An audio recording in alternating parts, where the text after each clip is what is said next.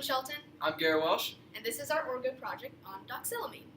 So Doxylamine is a first-generation antihistamine, which is the active ingredient in NyQuil, a common cold medication. First-generation antihistamines were first introduced in the market in the 1930s.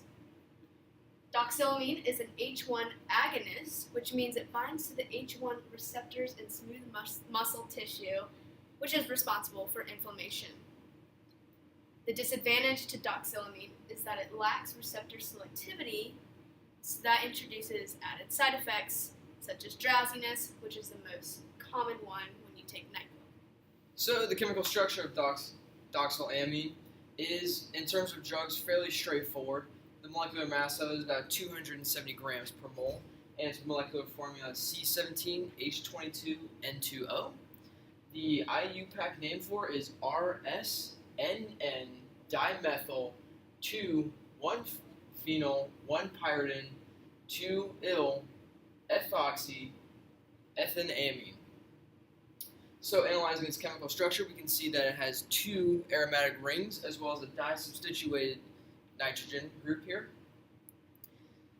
So, like as previously stated, it is over-the-counter cold and allergy medication that is also commonly used in conjunction with other medications such as vitamin B6 for morning sickness as well as codeine as a cough suppressant.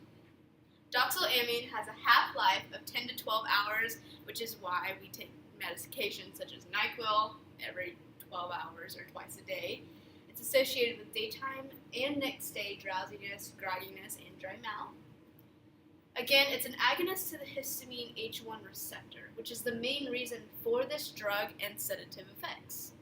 With regard to the use of doxylamine in today's society, there is some controversy as to how it is used. The main purpose of it is an antihistamine, but there is a trend in society today to use it as a sleep aid. Now, this was not its original intended purpose, but there is some controversy with potential addiction and misuse of the drug as well. It's a very powerful hypnotic. Some say it's even more powerful than actual drugs that were designed to be hypnotics.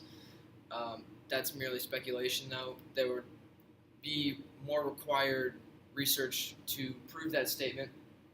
An interesting thing to note is, however, in Australia, it is not an over-the-counter medication. So here in America, we can get NyQuil and other medications that contain doxylamine over the counter. You just go up to the shelf and buy it. However, in Australia, that is definitely not the case.